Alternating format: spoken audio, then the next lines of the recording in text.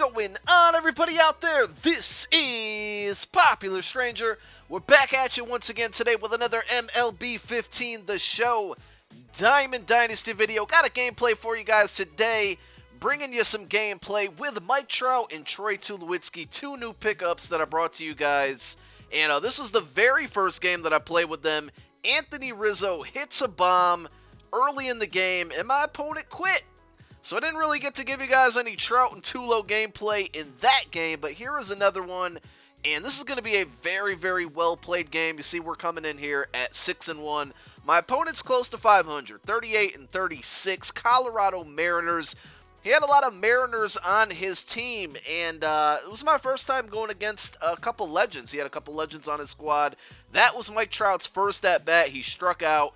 Looked pretty bad. Look at Bryce Harper here. I thought this one was a home run. It hooked right, and somehow he caught that. That was an out right there. So with 2 outs in the first inning, Tulo strikes out too. So my two big purchases, my two big-time players, strike out in their first at-bats of this game. And we got R.A. Dickey on the mound for this game. He leaves one up there for Hunter Pence, and my opponent's up 1-0. Now I know Dickey just gave up a home run, but I really would suggest everybody go out and get you a R.A. Dickey. He's kind of cheap, he's kind of cheesy, and I normally don't advise playing cheap and cheesy, but his knuckleball is very, very difficult to hit. I know a lot of people kind of cheesed along with him last year. The good thing about this game is this year's game is the randomized pitchers, but you can get a R.A. Dickey for like 1,500 coins.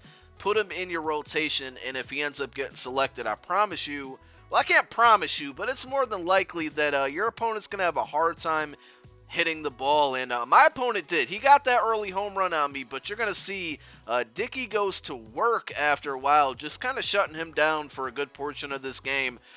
So he's pitching here. He gets a strikeout to end the inning there, and we got Tulo.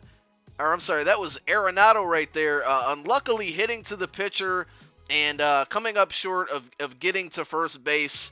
And next batter up, we're going to get out again. So just kind of getting stuck there. Now, I did show you guys that Anthony Rizzo home run. That's another player that is extremely cheap, and I would suggest checking him out, man, because he's another cheap player. I believe he had a home run in the last game player dropped.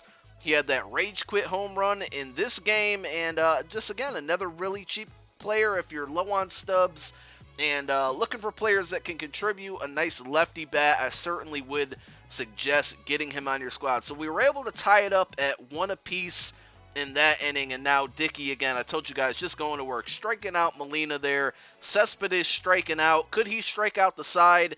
Next batter up.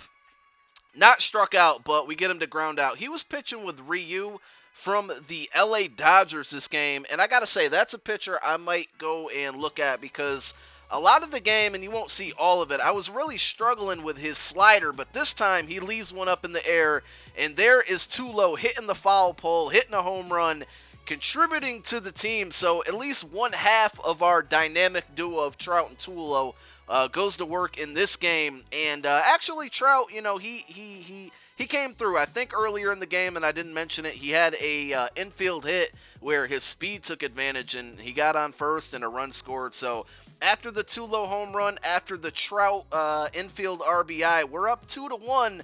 But in this inning, we got ourselves into some trouble here. A lead-off double on his end, and this is where Dickey kind of started struggling. I probably should have took him out of the game, but I was being somewhat stubborn, and here, 2-1, he's going to go right up the middle on me again. We're going to take a throw here home, trying to beat it, but or he's trying to beat it, and he ends up sliding home safely. So we have now allowed him to tie up the game, and then the very next batter goes yard on us, and he's doubled us up now. The score is 4-2.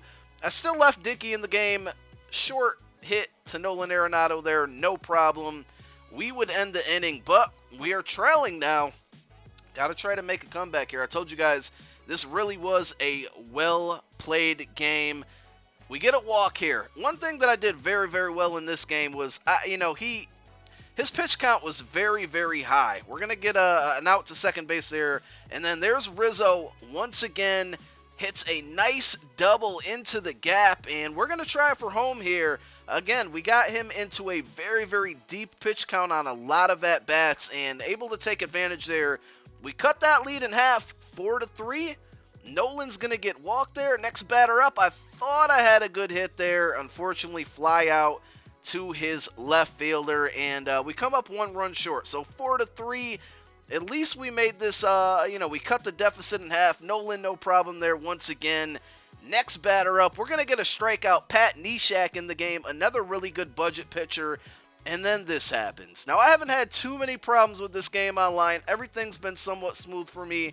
But this right here it kind of annoyed me. This was how the game ended.